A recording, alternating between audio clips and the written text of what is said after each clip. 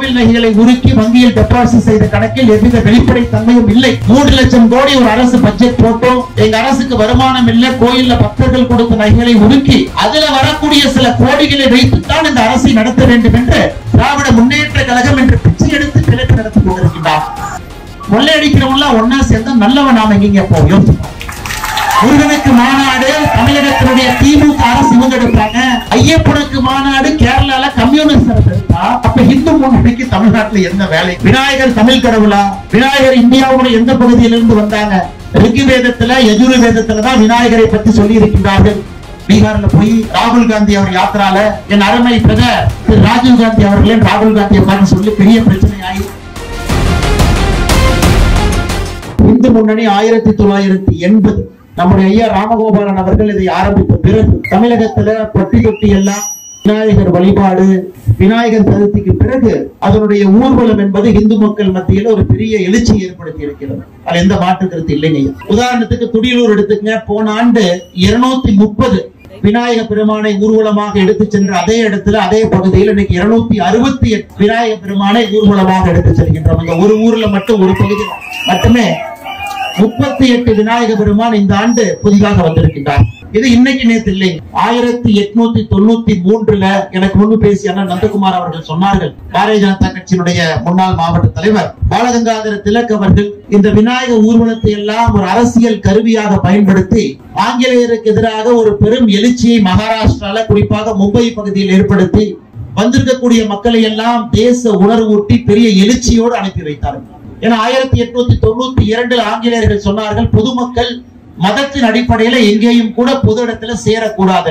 அதை எதிர்த்து 1893 விநாயகர் பந்தலை பயன்படுத்தி அதே மக்களுக்கு ஒரு தேசிய உணர்வு ஊட்டக்கூடிய நிகழ்வாக அதை மாற்றி காட்டினார். அதன் பிறகு கிட்டத்தட்ட கடந்த 132 ஆண்டுகள் இந்தியா முழுவதுமே விநாயகர் பெருமான் விநாயகர் ஊர்வலம் என்பது இந்து மக்களுடைய வாழ்வியல்ல ஒன்றிணைந்த ஒரு நிகழ்வாக மாறி இருக்கிறது. இன்னைக்கு கோயம்புத்தூர் முழுவதும் தமிழ்நாடு முழுவதுமே பட்டி தொட்டி எல்லாம் லட்சக்கணக்கான விநாயகர் பெருமானை பிரதிஷ்டை செய்து அதை 1வது நாள் 3வது நாள் 5வது நாள் 7வது நாள் 9வது நாள் வேறு வேறு நாட்கள்ல ஊர்வலமாக ஒரு குடும்பமாக ஜாதி எல்லாம் மறந்து எல்லாரும் அந்த பக்கத்தில் இருக்கிறவங்க எல்லாம் குதூகலமாக இணைந்து இதை எடுத்து செல்வதிலே ஒரு பெரிய ஆனந்தம் நமக்கு இருக்கு. நீங்க மட்டும் பாருங்க, எந்த ஒரு மதத்திலும் கூட இப்படிப்பட்ட ஊர்வலம் இருக்கும். ஆனா இந்து மதத்துல மட்டும்தான் வெறும் களிமண்ணை கையில் எடுத்து அந்த களிமண்ணை பிடித்து விநாயகராக அதை மாற்றி அந்த விநாயகருக்கு ஒரு உயிர் கொடுத்து அதே விநாயகரை 1வது நாள்ல 3வது நாள்ல வேறு வேறு நாட்கள்ல அதே விநாயகர்ல ஊருக்கு மத்தியில் இருக்கக்கூடிய குளத்துல ஏரியில ஆத்துல அந்த விநாயகரை கரைத்து அதன் மூலமாக கிடைக்கக்கூடிய களிமண்ணை மறுபடியும் பூமி தாய் மடியிலே சேர்த்து அது விவசாய பெருமக்களுக்கு வாழ்வியல் எல்லா மக்களுக்குமே வேறு வேறு வாழ்வியல் சூழ்நிலைக்கு அந்த களிமண் அந்த ஊரினுடைய ஏரியிலே பயன்படுத்தப்பட்டு அடுத்த ஆண்டு மறுபடியும் அந்த களிமண்ணில் இருந்து விநாயக பெருமானை பிடித்து அதற்கு உயிரூட்டி இந்த நிகழ்வு ஒரு ஆண்டு நடந்து கொண்டிருக்கிறது. இதற்கு பின்பு ஒரு ஆழ்ந்த அறிவியல் இருக்குதுங்க ஐயா. விநாயகர் பெருமானை ஒரு களிமண்ணிலிருந்து பிடித்து உயிரை கொடுத்து எடுத்து செல்வதில் மறுபடியும் கரைப்பதில் ஒரு ஆழ்ந்த அறிவியல் பின்னணி இருக்கு. இன்னைக்கு மேடையில் பகவத்கீதை புத்தகம் இங்க வருவதற்கு முன்பு புத்தகத்தை பார்ப்பதற்கு ஒரு வாய்ப்பு கிடைச்சது. அந்த புத்தகத்துல பகவத்கீதை எளிமையாக்கி ஒரு வீட்டிலும் ஒரு குழந்தையும் படிக்க வேண்டும் என்பதற்காக இந்த புத்தகத்தை எழுதியிருக்கிறார்.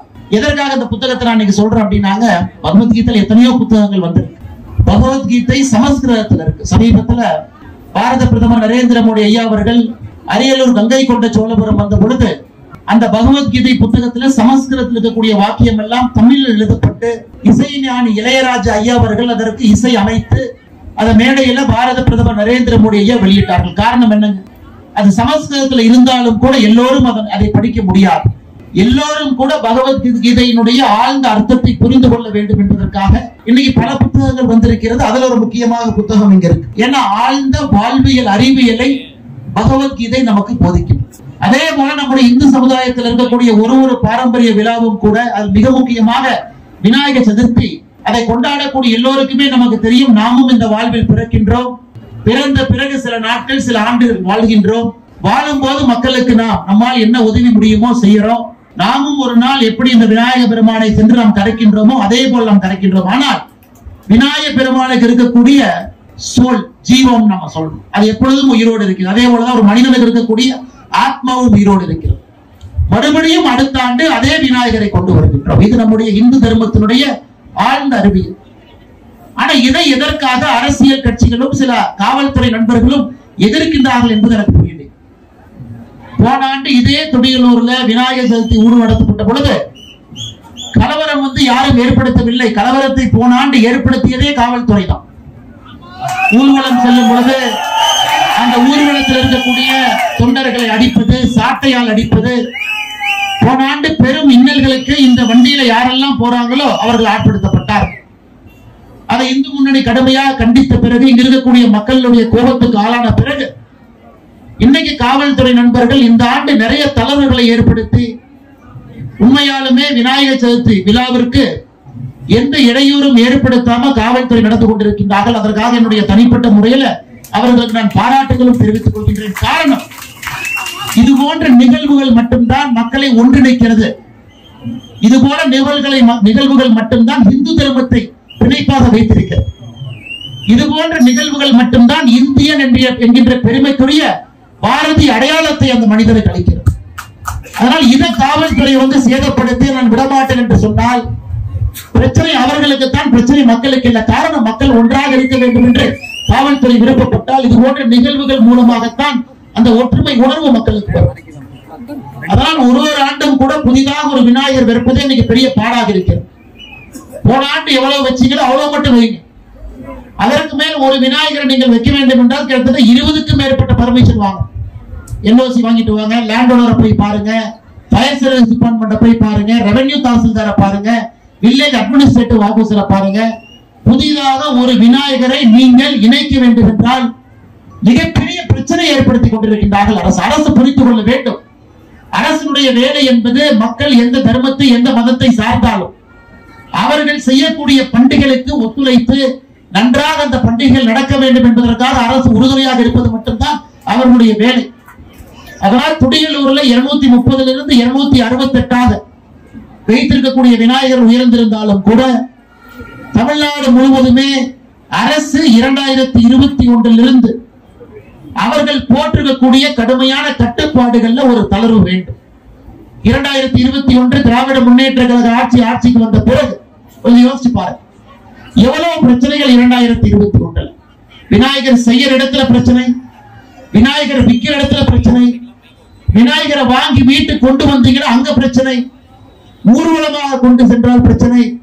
பல ஊர்ல காவல்துறை நண்பர்களே விநாயகருடைய தும்பிக்கை எல்லாம் உடைத்து கரூர் மாநகரத்தில் சில இடத்தில் நடந்தது, பெரிய பிரச்சனை ஏற்படுத்தினார்.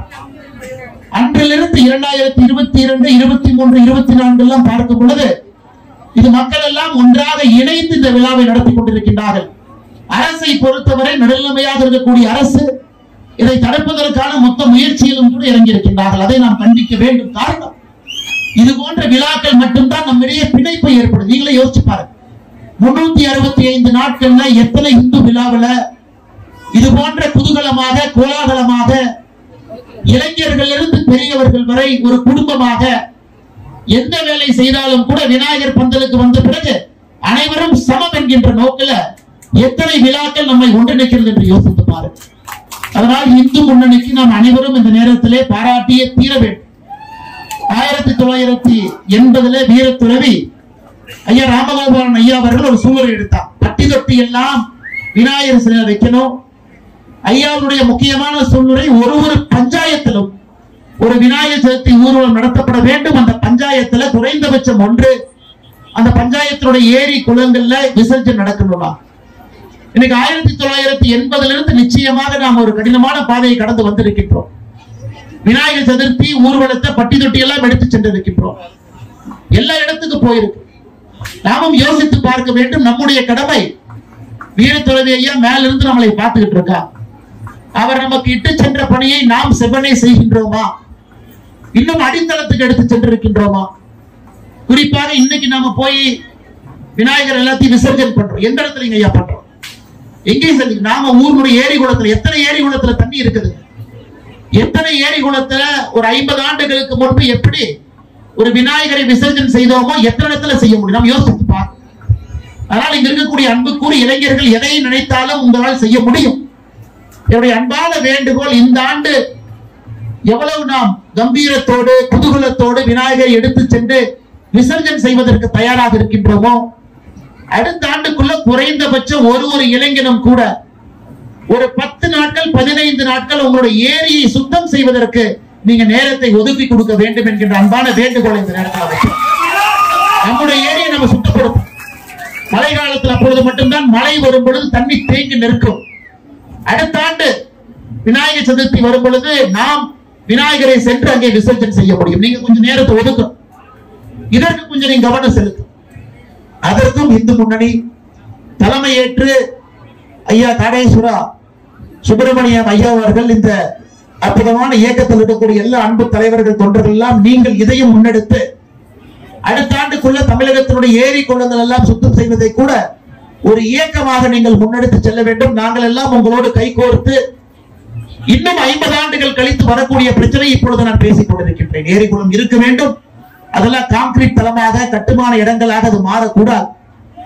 அங்க விநாயகருக்கு தண்ணி இருக்கணும். விநாயகரை மிக கம்பீரமாக சென்னை எல்லாம் பாருங்க ஐயா, அன்னைக்கு ஒரு நாள் தண்ணி ஊத்துவாங்க, ஒரு நாள் விநாயகரை விசர்ஜனை செஞ்சிருவோம். அடுத்த நாள் காலையில பாத்தீங்கன்னா ஜேசிபியை வித்து அந்த விநாயகரை அள்ளி கொண்டிருப்பார்கள். அந்த களிமண்ணை அள்ளிட்டு இருப்பாங்க. ஏன்னா அதை எடுக்கணும் வெளியே. அதையெல்லாம் பார்க்கும் பொழுது எங்கேயோ நமக்கே எங்கேயோ ஒரு கண்ணுல ஒரு துளி கண்ணீர் வெளியே வரும். நம்முடைய விநாயகருக்கு அது களிமண்ணாக இருந்தாலும் உயிர் கொடுத்து மறுபடியும் கரைத்திருக்கக்கூடிய விநாயகருக்கு இந்த பிரச்சனை வருகின்றது என்று அதையெல்லாம் இங்க இருக்கக்கூடிய இளைஞர் படை நீங்கள் மனசு வச்சு களத்துல இறங்குனீங்கன்னா நிச்சயமாக சமுதாயத்திலே மாற்றம் வரும். அரசு இதை செய்யும் என்று எதிர்பார்க்காதீர்கள். நாம் இதை செய்து காட்டும். இன்னொரு புறம் தமிழகத்துல எதிர்க்கட்சி நண்பர்கள் இதை எதிர்ப்பதற்காக நம்மை அவமானப்படுத்துவதற்காக ஒரு வார்த்தையை சொல்லுவாங்க. விநாயகர் இந்த கடவுளா? விநாயகர் தமிழ் கடவுளா? விநாயகர் இந்தியாவுடைய எந்த பகுதியிலிருந்து வந்தாங்க? ரிக்கு வேதத்துல யஜுர் வேதத்துல தான் விநாயகரை பற்றி சொல்லி இருக்கின்றார்கள். தமிழ் இலக்கியத்துல விநாயகர் ரொம்ப லேட்டா வந்தாங்க, ரொம்ப காலம் தாமதம் கடந்துதான் வந்தாங்க. அதனால் இங்க இருக்கக்கூடிய தமிழர்கள் எதற்காக இந்தியாவுடைய இன்னொரு புறத்தில் இருக்கக்கூடிய விநாயகரை கொண்டாடுகின்றனர்? ஆனா எத்தனை நம்முடைய எதிர்க்கட்சி நண்பர்களுக்கு தெரியும், விநாயகர் அகவல்ல அவை பாட்டி 1500 ஆண்டுகளுக்கு முன்பு விநாயகர் அகவல் அவை பாட்டி எழுதுறான். அந்த விநாயகர் அகவல்ல விநாயகரை பத்தி சொல்றான். பாலும் தெளிந்த தேனும் பாகும் பருப்பும் இவை 4ம் கலந்து உனக்கு நான் தருவேன். உனக்கு நான் பால் கொடுப்பேன், தெளிந்த தேனை உனக்கு கொடுப்பேன், வெள்ள பாகு கொடுப்பேன், பருப்பு கொடுப்பேன். இதை 4ம் கலந்து விநாயகருக்கு நான் தருவேன். கோலம் செய் துங்க கரிமுத்து தூமணிய நீ எனக்கு சங்கத்தமிழ் 3. மிக அற்புதமாக வடிவத்தில் இருக்கக்கூடிய யானை முகம் கொண்ட விநாயகனே, இந்த 4ம் நான் உனக்கு கொடுத்திருக்கேன். நீங்க எனக்கு சங்கத்தமிழ் ஈழசை நாடகம் 3ம் எனக்கு தர வேண்டும். 1400 ஆண்டுகளுக்கு முன்பு அவை பாட்டி விநாயகருக்கு விநாயகர் அகவல் எழுதுறார். அதனால்தான் ஒரு குடும்பத்திலும் நாம் படிக்க வேண்டும் என்றால் பிள்ளையார் சொல்லிய போட்டு ஆரம்பிக்கிறோம். விநாயகருக்கு பிடித்தமான இந்த 4ஐயும் பலகாரமாக பிடித்து வைக்கின்றோம். ஈழசை நாடகம் இது 3ஐயும் நாம் கற்றுக்கொள்ள வேண்டும் என்றால் விநாயகருடைய அருள் நமக்கு வேண்டும் என்று கேட்கின்றோம். இது தமிழ் மரபுல தமிழர்களோடு கலந்திருக்கக்கூடிய ஒரு பண்டிகை. எல்லா கடவுளையும் விட விநாயகருக்கு பாருங்க பிடித்தமான பொருளே 4ம் தான். 4ம் எளிதாக எல்லா குடும்பத்திலும் கிடைக்கக்கூடிய பொருள். பால், தேன், வெள்ளப்பாகு, பருப்பு 4 தான். எந்த குடும்பத்துல யார் வேண்டுமானாலும் இந்த 4ஐ எடுத்து விநாயகர் கொடுக்கலாம். வேற எதுவும் ஆடம்பரமாக விநாயகருக்கு தேவையே கிடையாது. ஒரு களிமண்ணில் விநாயகரை உருவாக்கலாம், மஞ்சள் தூளில் தண்ணியை கலந்து அதிலிருந்து விநாயகரை உருவாக்கலாம். மிக எளிமையாக உருவாக்கக்கூடிய ஒரு கடவுள். இந்த கடவுளை நாம் போற்றி பேணி பாதுகாக்கும் பொழுது நமக்கு தேவையான 3 கலைகளையும் கூட சங்கத்தமிழையும் கூட நமக்கு இவர் கொடுப்பார் என்கின்ற நம்பிக்கை. அதனால இந்த விநாயகர் சதுர்த்தியில கடந்த 3 நாட்களாக பக்தியோடு உருக்கத்தோடு விநாயகர் பெருமானை வழிபாடு செய்து அந்த விநாயகர் பெருமான இன்று ஏக்கத்தோடு ஒரு சின்ன மனவேதனையோடு நம்மிடமிருந்து விநாயகர் பிரிந்து செல்லுகின்றார் என்கின்ற ஒரு நினைப்போடு யாரெல்லாம் எடுத்து செல்லுகின்றீர்களோ நிச்சயமாக இந்த விநாயக பெருமான் உங்களுக்கு எல்லா வல்ல செல்வத்தையும் அன்பையும் அற்புதமான கலைகளையும் வீட்டில் இருக்கக்கூடிய குழந்தைகளுக்கு நல்ல படிப்பையும் ஈலிசை நாடகத்தையும் நம்முடைய குழந்தைகளுக்கு கொடுத்து நம்முடைய தமிழ் சமுதாயம் வாழ்வாங்க இன்னும் வாழ்ந்து மிகச் சிறப்பாக அடுத்த கட்டத்துக்கு நாம் செல்வதற்கு விநாயகர் பெருமான் என்றும் நமக்கு துணை இருக்கட்டும். அதே போல எப்படி விநாயகர் பந்தல்ல அரசியல் பேசக்கூடாது என்கின்ற மரபு இருந்தாலும் கூட நாம் புரிந்து கொள்ள வேண்டும், விநாயகருக்கு தீங்கிழைக்கக்கூடிய எல்லோரையும் வெளியேற்ற வேண்டிய நேரம் இது. இன்னைக்கு நம்முடைய இந்து முன்னணியினுடைய பத்திரிகையில கூட விநாயகர் சதுர்த்தியில மிக முக்கியமாக 2-3 விஷயத்தை நாம் சொல்லி இருக்கின்றோம். மிக முக்கியமாக கோவில் நகைகளை உருக்கி வங்கியில் டெபாசிட் செய்த கணக்கில் எவ்வித வெளிப்படை தன்மையும் இல்லை. 3 லட்சம் கோடி ஒரு அரசு பட்ஜெட் போட்டோம், எங்க அரசுக்கு வருமானம் இல்லை, கோயில்ல பக்தர்கள் கொடுத்த நகைகளை உருக்கி அதுல வரக்கூடிய சில கோடிகளை வைத்துத்தான் இந்த அரசை நடத்த வேண்டும் என்று திராவிட முன்னேற்ற கழகம் என்று பிச்சை எடுத்து பிழைப்பு நடத்தி கொண்டிருக்கின்றார். கோவில்ல ஒருவரும் மன உருகி அரசுக்கு இதை கொடுக்க வேண்டும் என்று, கோவிலுக்கு கொடுக்க வேண்டும் என்று கொடுத்தது அரசு கொடுக்க வேண்டும் என்பதல்ல. அதற்கு அரசு சொல்றாங்க இல்ல உடைஞ்சு போன நகை, பயன்படுத்த முடியாத நகையை உருக்கி இருக்கின்றோம் என்று. ஆனால் இதுவரை தமிழ்நாட்டில் எத்தனையோ சாமானிய மக்கள் கேள்வி கேட்டும் கூட எவ்வளவு டன் நகையை உருக்குனீங்க, அது எப்படிப்பட்ட நகை, அது உருக்கப்பட்ட நகை எங்கே இருக்கிறது, அதன் மூலமாக எவ்வளவு வருமானம் அரசுக்கு வந்திருக்கிறது, அந்த வருமானத்தை என்ன செய்திருக்கின்றீர்கள் என்பதற்கான பதில் கிடையாது. ஒரு கோவிலிலும் கூட ஆகம விதி மீறப்படுகிறது. இன்னைக்கு கேரளால கம்யூனிஸ்ட் அரசு விஜயன் அவர்கள் ஐயப்ப மாநாடு கேரளாவில் நடத்தினார். இதுல கொடுப்பது என்ன தெரியுங்களா, பேய் பெயர் கேட்டா பிசாசு வந்துச்சுன்னு அந்த மாநாட்டுக்கு சிறப்பு விருந்தினர் யாருன்னா தமிழ்நாட்டினுடைய முதலமைச்சர் மு க ஸ்டாலின். குடும்பம் கேரளாவிலே நடத்தப்படக்கூடிய ஐயப்ப மாநாட்டுக்கு சிறப்பு விருந்தினர் தமிழ்நாட்டினுடைய முதலமைச்சர் திரு மு க ஸ்டாலின் அவர்களை கூப்பிட்டிருக்கிறார். கேரள அரசு அதிகாரப்பூர்வமா. ஆனா இவருக்கு தெரியும், உங்களுக்கு வேற இடத்துல போய் என்ன பேசுவாருன்னு தெரியும். பீகார்ல போய் ராகுல் காந்தி அவர் யாத்திரால என் அருமை பிரதர் திரு ராஜீவ் காந்தி அவர்களே ராகுல் காந்தியை பார்த்து சொல்லி பெரிய பிரச்சனை ஆகி, அதனால நான் கேரளாக்கு போக மாட்டேன்னு பிடிஆர் அவர்களையும் நம்முடைய இந்து அறநிலைத்துறை அமைச்சர் அனுப்பி வச்சிருக்கிறார். கேரள அரசு கம்யூனிஸ்ட் அரசு அங்கே ஒரு ஃப்ராட். சபரிமலைக்கு ஏகப்பட்ட பிரச்சனை ஏற்படுத்தி அவர்கள் இன்னைக்கு ஐயப்பனுக்காக மாநாடு, இங்க திமுக முருகனுக்கு மாநாடு எடுக்கிற மாதிரி. கொள்ளையடிக்கிறவங்க ஒன்னா சேர்ந்தா நல்லவன் நாம எங்க போவோம் யோசிப்பாங்க. முருகனுக்கு மாநாடு தமிழகத்தினுடைய திமுக அரசு இவங்க எடுப்பாங்க, ஐயப்பனுக்கு மாநாடு கேரளால கம்யூனிஸ்ட் அரசு எடுத்தா அப்ப இந்து முன்னணிக்கு தமிழ்நாட்டுல என்ன வேலைங்க? இந்து முன்னணி அவர்கள் எதற்காக முருக பக்தர்கள் மாநாடு நடத்தும்? இதையெல்லாம் கூட உங்களுடைய கவனத்துக்கு வைக்கின்றேன். நான் உங்களிடம் அருமை சகோதரர் ரஞ்சித் அவர்கள் சொன்னது போல உங்களிடம் இருக்கக்கூடிய ஒரே ஒரு ஆயுதம், சாமானிய மனிதன் இருக்கக்கூடிய ஒரே ஒரு ஆயுதம் நம்முடைய வாக்கு மட்டும்தான். அதை போடும் பொழுது ஒரு நிமிஷம் யோசிச்சு வேற எதற்குமே நம்முடைய மனதை பறிகொடுக்காமல் நேர்மையாக வாக்கை செலுத்தினாலே இது ஜனநாயகம் உருப்பட்டு விடும். கோவில் நிலங்கள் ஆக்கிரமிப்பு, சொத்துக்கள் கொள்ளை, கோவில் பராமரிப்பு குறித்த வழிகாட்டு நெறிமுறை உள்ளிட்ட நீதிமன்றத்தின் எந்த தீர்ப்புகளையும் அறநிலைத்துறை மதிக்கவே இல்லை.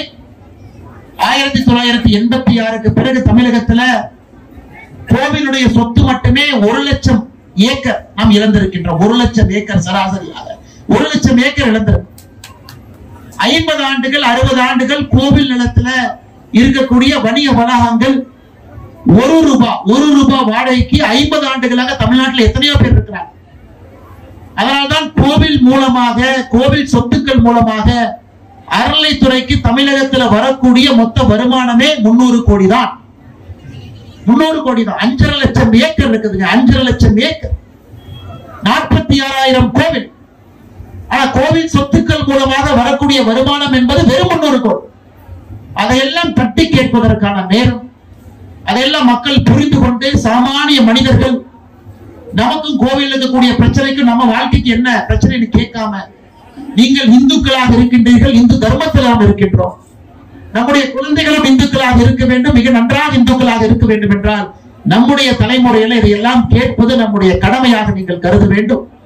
ஆனால் நிச்சயமாக தமிழகத்தில் 2026 சட்டமன்ற தேர்தலில் நாம் எல்லோரும் நம்முடைய வாக்கை செலுத்துவதற்கு முன்பு ஒரு நிமிஷம் எப்படி விநாயகருக்கு அந்த மரியாதை கொடுக்கின்றோமோ அதே போல நம்முடைய வாக்குக்கும் அந்த மரியாதை கொடுத்து நல்லவர்களுக்கு நீங்கள் வாக்களிக்க வேண்டும் என்கின்ற அன்பான வேண்டுகோளை வைத்து மேடையில மிக கடுமையாக பாடுபட்டு 268 குழுக்களை ஒருங்கிணைத்து காவல்துறையிடம் அனுமதி பெற்று வரக்கூடிய சிறு சிறு பிரச்சனைகள் எல்லாம் கடந்து இத்தனை ஆயிரம் மனிதர்கள் ஒரே இடத்துல நன்றாக கூடுவதற்கு ஏற்பாடு செய்த இந்து முன்னணியினுடைய எல்லா தலைவர்களுக்கும் RSS அமைப்பினுடைய எல்லா பெரியவர்களுக்கும் இந்த நேரத்தில் என்னுடைய நெஞ்சார்ந்த நன்றிகளை தெரிவித்துக் கொள்கின்றேன். குறிப்பாக அண்ணன் உருவை பாலன் அவர்களுக்கு மிகச் சிறப்பாக முன்னிலை வகுத்து நடத்தி கொண்டிருக்கின்றார்கள். அவர்களுக்கும் என்னுடைய வாழ்த்துக்களை தெரிவித்து வந்திருக்கக்கூடிய பத்திரிகை நண்பர்களுக்கும் பொதுமக்களுக்கும் பாரதிய ஜனதா கட்சியினுடைய அன்பு சொந்தங்களுக்கும் எல்லோருக்கும் எத்தனை விநாயகர் பாருங்க, ஒரு வீட்டிலிருந்து கைப்பிடி விநாயகரை கொண்டு வந்து பெரிய விநாயகர் பக்கத்தில் வச்சிருக்கிறார். ஆனால் இன்னைக்கு தமிழகத்துல இந்து தர்மம் நன்றாக இருக்க வேண்டும் என்றால் பெண்கள் ஒரு வீட்டிலும் குழந்தைகள் ஆண்கள் எல்லோரும் இணைந்து ஒரு கைப்பிடி விநாயகராவது வீட்டில் வைத்து வழிபட்டு அதை இது போன்ற நிகழ்வுல கொண்டு வந்து பெரிய ஊர்வலம் செல்லக்கூடிய விநாயகரோடு இணைத்து நீங்கள் இதை அனுப்ப வேண்டும். அடுத்த ஆண்டு பட்டி தொட்டி எல்லாம் இன்னும் சிறப்பாக செல்ல வேண்டும் என்று சொல்லி வாய்ப்பளித்த மேடையில் இருக்கக்கூடிய எல்லா பெரியோர்களுக்கும் முன்னறிக்கையில் இருக்கக்கூடிய எல்லா பெரியோர்களுக்கும் என்னுடைய நெஞ்சார்ந்த நன்றிகளை தெரிவித்துக் கொள்கின்றேன்.